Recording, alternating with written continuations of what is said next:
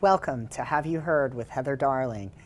Today's guest is Matt Tal. Matt's been in the real estate industry for 18 years and is the owner of HSR Investments. He's well known in the industry and he's been a frequent speaker throughout New Jersey on the subject of real estate, business startups, and entrepreneurialism. Matt's also taken his own advice and amassed a successful portfolio as an investor. Welcome back to the show, Matt. Thank you, Heather. Great to be with you. Thank you. In prior visits, we've talked about the residential real estate market. So we're going to change gears today. We're going to talk about commercial real estate market. What is considered commercial property? Well, commercial property is considered any property used for an income-based purpose, for a commercial purpose. So a residential asset can be used for a commercial purpose if it's generating income. But in general, commercial real estate refers to commercial activity within the real estate parcel. So like retail, malls? Correct, retail or industrial or office or things like that. Warehouse, anything. Multifamily. What about a farm if it's rented? Sure, if a business operation were to take place on the farm, it would be considered commercial real estate. But of course, if somebody lived there, it might be their primary residence too. So when you drive through New Jersey, you see these beautiful, hulking office buildings made of marble and steel, not wood that sort of the paint fades and the facade deteriorates. They look as new as the day that they were built, as good as the day that they were built, but they're vacant. And then next door, you see an identical complex that's full. Mm-hmm. Why? In one word, technology has changed the landscape of the commercial office buildings quite a bit. A short 20 years ago, a corporate office building was designed for cubicles, for employees, conference rooms, kitchenettes, reception areas. Imagine being there for 8 or 9 hours straight, what you would need. And technology started with laptops, then went into iPads, then has gone into cell phones that have full internet capabilities. Then comes the remote work in the sequence. So when you look at that over the last 20 years, all of those technological advancements have allowed all of those functions in the corporate office buildings to be obsolete. And it now has caused operators or companies to question whether the office is still suitable for the company. Half the staff might be working remotely at home, half the staff might be in the office, maybe there's some sort of rotation that different employees come in on different days, different teams of workers. So in one word, technology and the advancements of technology have made it so those office buildings are just not in the same demand, and owners of those buildings have to decide if it's now fruitful for them to continue to try to find business tenants or to reposition those assets for something else. Okay, but I see the one next door full.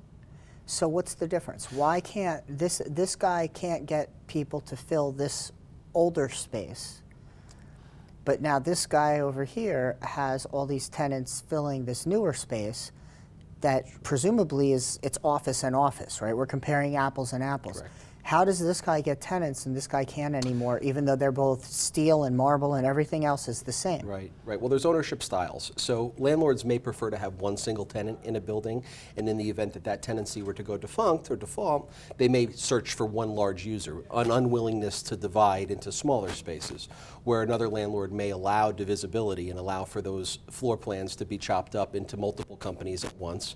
The other scenario would be certain amenities that the building may offer that another one doesn't necessarily offer. So for example, if there's a kitchenette in one versus the other, it may attract tenants to that site. If there's technological advancements that allow for better Wi-Fi access to allow for different corporate tools to be utilized, that could be an example of why one may be occupied and one not. And the other is market rent. Obviously, if I own a commercial office building right next to a competitor who also owns a similar like-kind property, if I'm making a better deal for a tenant from a price per square footage perspective and other terms and conditions, I may be a clear winner or a clear choice over another landlord. Why wouldn't the first person with the vacant property drop their price at some point and say, I'd rather pay my mortgage and my costs than sit here with this vacant hulking thing and file bankruptcy eventually? It's a good question. There are certain tax harvesting and certain tax loss strategies that come into having vacant buildings. For example, if there is a corporation that might be flourishing in other areas of the country, having a couple corporate office buildings that they can generate purposeful losses from to offset balance sheets could be a reason why. The other scenario is you have landlords that are more old school in their operating style. They're unwilling to provide work letters. A big part about corporate office buildings is how many dollars per square foot a landlord is willing to allocate to attract a tenant. So if I'm a tenant knocking on the door of a landlord saying, I'm interested in your building, how much work would you provide to customize the site for my operation? And in some cases, a landlord's willingness to do that versus a landlord's unwillingness to do that may dictate if that deal gets done or not. Speaking of, going back to what you said about people working from home now, if somebody is working from home, and we see this a lot, but there seems to be this push back to the office a little bit, and everybody seems to be having issues getting employees, which means there's going to be a bigger pull back to the office because we're swinging the pendulum the other way. What has been the impact on the commercial real estate market from that, and what is your outlook given the fact that the pendulum does swing? Well, the conditions have given corporate office landlords a lot of headaches because what's gone on is, in addition to the technological advancements, you have people that have an appetite to work from home now. This is a post-COVID phenomena. COVID allowed people to get a sense and feel of what working from home is like, and that has put a lot of pressure on to employers. I hate when it kind of has a laziness tone to it because it's not really that people are unwilling to work or come to work. I think people have realized that it's easier to administer their household operations, to be home with some of that technology. They can be home. And also they're seeing their own personal savings rate go up because if you have a salary and you spend $10,000 or $15,000 a year of that salary, commuting, gassing a car, insuring a car, depreciating a car, paying gas, tolls, bridges, tunnels, the Starbucks on the way, the lunch on the way out, the dinner on the way home. All of that compounds annually to be a pretty serious number for people. And I think people have gotten smart to say, wow, I have a lot more money in the bank now than I'm used to because less of my salary is being utilized for these purposes. And I think people really enjoy that. Why wouldn't you? It's like saving by accident. So I call COVID saving by accident for most families because they looked at their bank account at the end of the year and said, wow, there's more there. Why? And thinking back, they know. Right. So corporate office buildings are going to have to make adjustments to attract smaller users. Okay, almost everyone is in a downsized mode. So if a company was in 10,000 square feet, they may be looking to go to 5 and maybe even 2,500 square feet. So landlords are going to have to be flexible in their divisibility.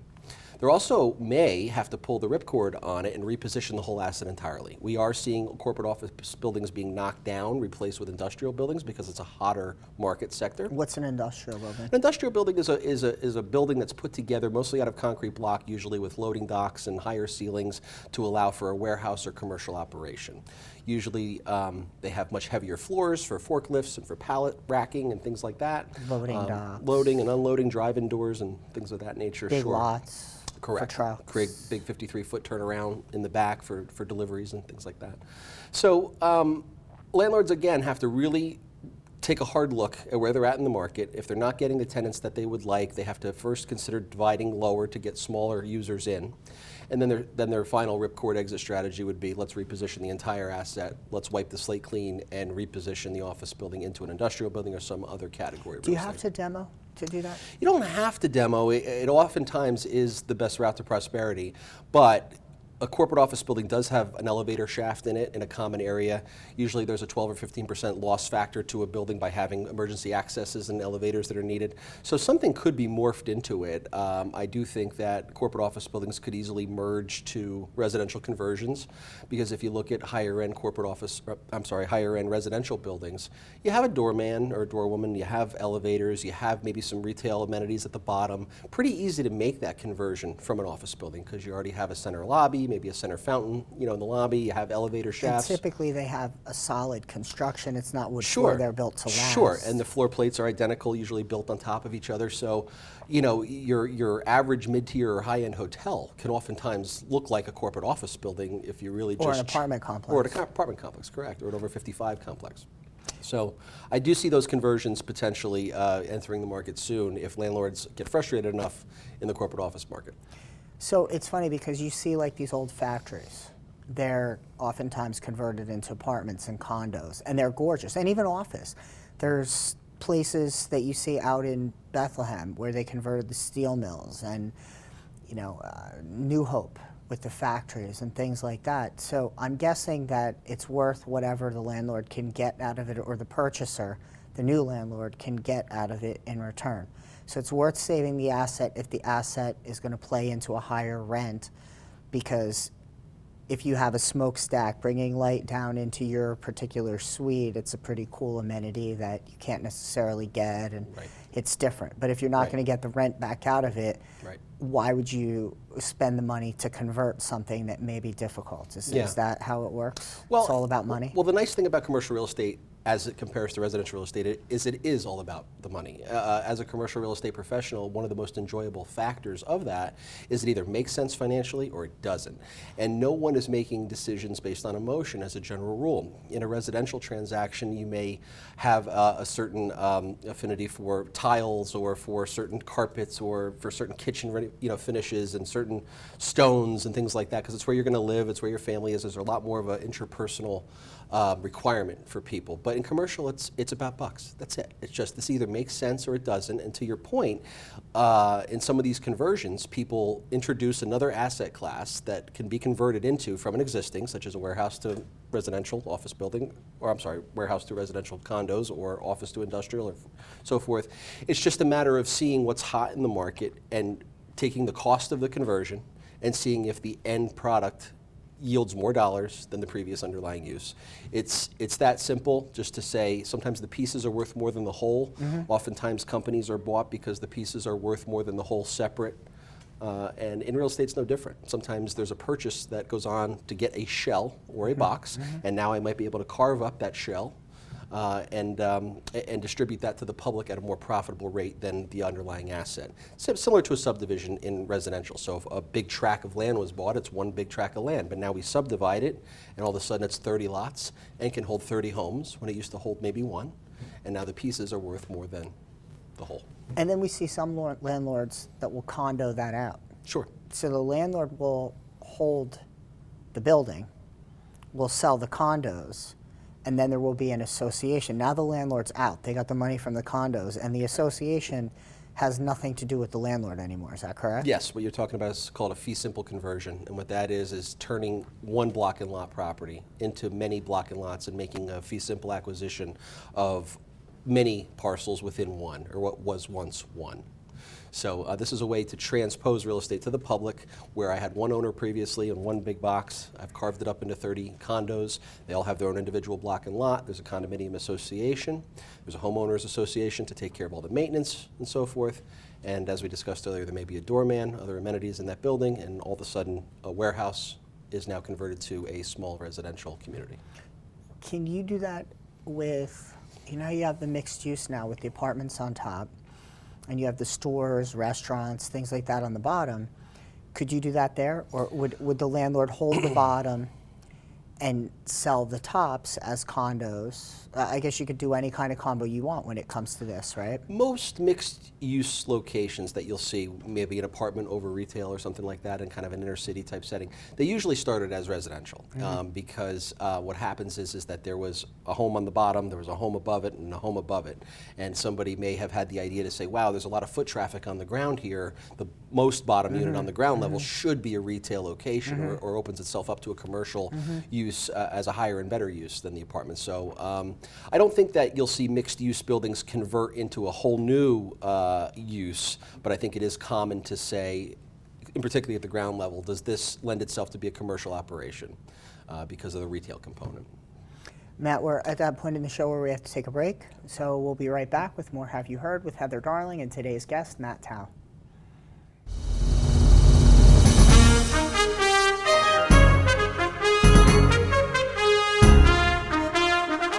I'm Bob Hochgertel from Kings Road Brewing Company. I'm here to tell you about a brand new show on RVN Television called Cooking with the King. Each week, we're going to taste and sample some of the best beers the Kings Road Brewing Company has to offer. And we're going to talk to area chefs and restaurant owners as we pair our beer with their signature dishes. We're going to teach you how to cook and eat like a king. Cheers.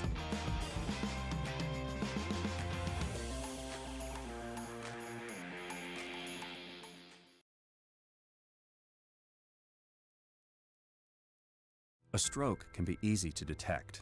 A loved one can't speak, perhaps they can't move. But there's another sign of a stroke that many of us can't see. It's called spatial neglect, and it can occur during or after a stroke, causing distorted visual movements. Fortunately, there's a solution by using optical prism technology during rehabilitation. If you or a loved one have experienced a stroke, ask your doctor about spatial neglect. Spatial neglect. See the whole picture at KesslerFoundation.org.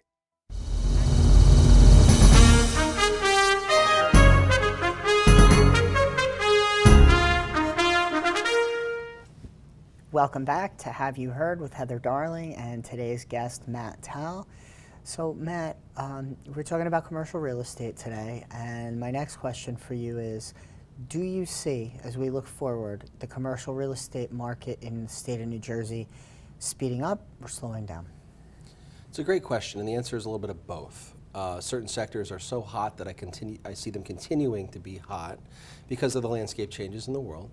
Some of the areas are weakening, but I think that that's even an understatement. I think some areas might be extinct for the immediate future going forward. Not to say that they couldn't cycle back, but given the corporate tendencies, given the consumer tendencies, and given the situation that employees want now from their employer, I do think certain assets will not participate ever again in the near future. What do you see as the hottest parts of the market, the commercial market, for the end of 2022 and as we move into 23? Hottest product in commercial real estate now is definitely, without a doubt, industrial property. Industrial rents over the last 4 or 5 years have doubled, while we struggle to fill any corporate office building. For example, the hottest corporate office building in the country was the San Francisco market, and pre-COVID was about a 2.5–3% vacancy rate. Okay, that's touching 30% today. So, if the hottest commercial real estate market of office building is at 30% vacancy currently, it speaks volumes to where everybody else is. Is that still the hottest market? It still is the hottest market, is from the standpoint With of 30% vacancy. probably still the hottest market. Probably still the hottest market. There may be other comparables, and it might bounce around a little bit, but I don't know of any inner city that doesn't have at least a 30% vacancy rate right now in the commercial corporate office market. Therefore, making industrial the most hot product because there's zero. Gotcha. I mean, you could try to find an industrial building available right now. Good luck. It's hard, in particular in our state, in New Jersey. There are so many business users that are commanding that type of space. Everything from your landscapers to your tree guys to your manufacturers to your distribution, wholesale type professionals. The space is just so much more conducive to an open team structure, loading, unloading, things get dropped off, things get picked up. It's a lot easier, and it doesn't fight against the technology that we highlighted earlier that is dismantling the corporate office building. And then you have your zoning codes, so you can only put these things in certain places. Correct. An industrial or I-5 zone would be in a very low traffic area, which is going to be private. What is a REIT? REIT is a real estate investment trust, is what that stands for. It was created in the 60s to allow lay people to invest in investment grade real estate without any real knowledge of how to do it. It's set up very much like a stock where you buy shares of a company, and what that company does is invest in investment grade real estate assets or debt, and manages that internally. So you're past the share price that fluctuates in value, usually gives an annual dividend. They are obligated to return 90% of that cash flow to shareholders, so they have certain restrictions in how they have to govern. But it allows people to get their beak wet in commercial real estate without really knowing anything about it, and without actually physically owning a building. You own a piece of a portfolio managed by others. In a 30%, because now I'm stuck on this number, in a 30% vacancy being the hottest market out there, is commercial real estate still a good investment in the state of New Jersey today? It's debatable. With interest rates really change the whole landscape too, because putting leverage against the properties is going to cause people to do different math now than they did 3 years ago, even 2 years ago. So is it hot? Is it a good investment? It's tricky. I would say a more seasoned investment professional can understand the asset classes that are going to perform versus the ones that aren't going to perform. But if you really are going into it a little apprehensive or a little lacking the knowledge it's not the time. It really isn't. A REIT might be a good investment for somebody who knows nothing, because they may be able to get a taste of what professionals are doing without having to be in the mix. So here's one for you. The American Dream Mall. That property has been redone so many times, and now they finally came up with a finished product. And it reminds me of the malls in Dubai. In Dubai, it's very hot a lot of the year. People don't want to be outside. They don't have mountains, right? They have sand dunes and stuff, but they don't, and they're out. They don't have mountains, so they don't have ski slopes. They don't have ice for ice rinks. They don't have seasons. They don't have any of that stuff. So they stick everything in a mall, and people go to the, even they have giant aquariums with sharks in them that people scuba in. So it's an experience. But here, where you have this American Dream Mall, you've got skiing in Pennsylvania and New York, like an hour from this place, either direction.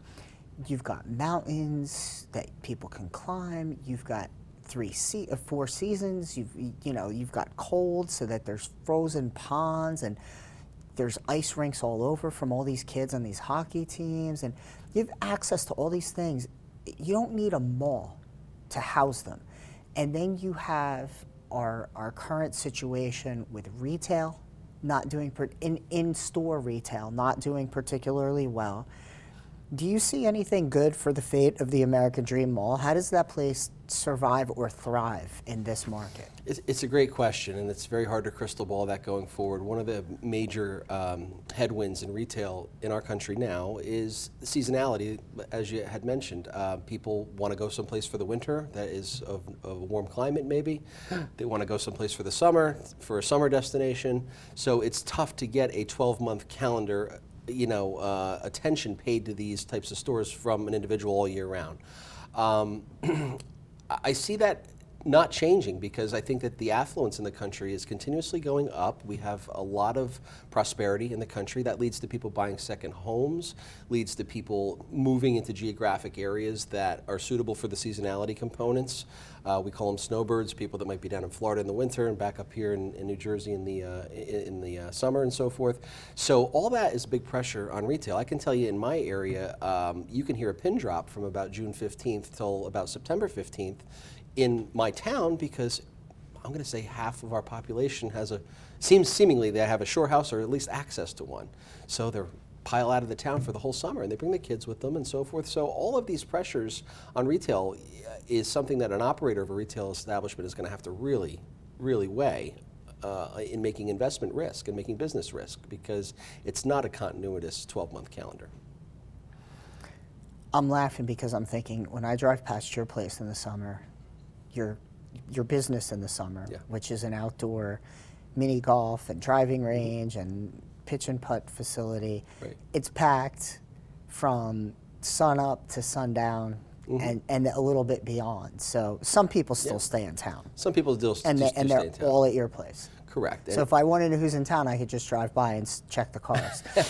Correct. And we also have some other components that are a little different, with summer camps for the kids and things like that. So we enroll programs, and that tends to make people make a commitment to it, But oftentimes our customers are the ones that are, off that week. They happen to be in town for that week, So it is tricky. So the golf business in particular is interesting because there is very few places where you can hit a golf ball 300 yards. It's a lot of real estate, right? So you can't really actually watch a golf ball be hit unless you have the physical room. So that's a component that probably is going to stay. But to take a business into a strip mall and actually, spend money on rent, on debt service, getting supplies, getting inventory, getting employees, getting set up, insuring it, and then still having enough margin with customer traffic, it's a big risk. It's a big risk. Quick service, fast food, no problem. But if I was selling an object off of a shelf, I would have some serious concerns. Okay, so we see these giant hulking Amazon warehouses all over, and now they're having layoffs, right? Everything was online, ordering online, now they're having layoffs. The economy's scaling back, so they're scaling back. They've computerized some jobs using technology and AI and things. So what's going to happen to all these giant warehouse properties when this continues to contract? Who's going to want that? Yeah, it's a good question. Retail has been a lot about that consolidation over the years. We all remember hardware stores, we remember grocery stores, we remember sporting goods stores. Now you have them all under one roof. This is kind of what Target and Walmart has done. This is what Costco and Sam's Club and BJ's has done. They really have created a one-stop shop through large box retail. And Amazon's no different in their warehousing because they've taken all those things I was alluding to earlier that are on the shelf and they've just decided to put them all in one big giant box, and then they get a purchase order of which consumer would like which items, and they put it in a smaller box, package it all up, and send it right to your door. So, convenience plays a big factor in business. I'm going to say that at least 50% of the new businesses I see emerging are taking an already existing business model and enhancing the convenience of it. Not really reinventing the wheel, not production, not anything to do with the needs of the everyday public except for speed and convenience, correct. How is the commercial real estate market tied to the job market? Commercial real estate and residential real estate, fortunately, is what I would call a lagging indicator. They're kind of the last to participate in the moves of the market. It's an illiquid market. You can't just buy and sell a commercial real estate building in a day, but something like in a stock on Wall Street, you can.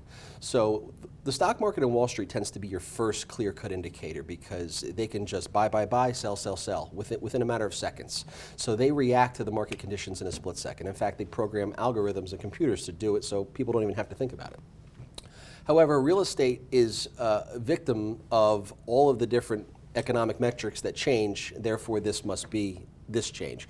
And so it's a lagging delay asset class that reacts to other asset classes' movements. So let me ask you this, right? We had the bubble in '08 where everybody went up with the real estate prices, and then the rest of the market fell out, but that fell out the hardest.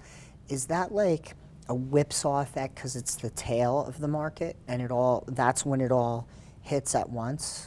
Well, I think that the demise of the 2008 real estate market had a lot to do with toxic lending products that were on the market that consumers participated in that made for a rate adjustment in a quick balloon type fashion that people just couldn't handle the debt service that they had to adjust to. So that caused that massive sell-off. Real estate, as it pertains to economic conditions today, I don't think that those lending products exist. I think that it's an interest rate sensitive environment, but as I was alluding to earlier, it doesn't happen in a moment's notice. It's not like rates go up today, real estate market tanks tomorrow. It's a constant pestering of higher rates over time that allow businesses and consumers to gently feel the effects in the landscape changes and then react to it. So I would say that out of all asset classes, real estate gives people the most reaction time to deal with. Okay, I got the wrap it up sign. So lightning round. I have a couple quick questions here. Okay. So how does the wealth of an area dictate the kind of commercial real estate that will do well or not well? Interesting. Well, quickly, people tend to live in wealthy suburbs next to where the corporate and industrial markets thrive, so that they don't necessarily overlap. No one really lives exactly where they work. So it would be common to see a little metropolis of commercial activity with wealthy suburbs around it, so I don't see them mixing almost in the same landscape. I see them kind of being near each other, but not mixing or not mingling. So you see these malls coming in, like these strip malls and plazas. They've got stores and they've got a lot of food, and it's the trendy restaurants. Sure. And they do their little build out, like you talked about the build out. Yes. It's got their insignia on it and their design for their building.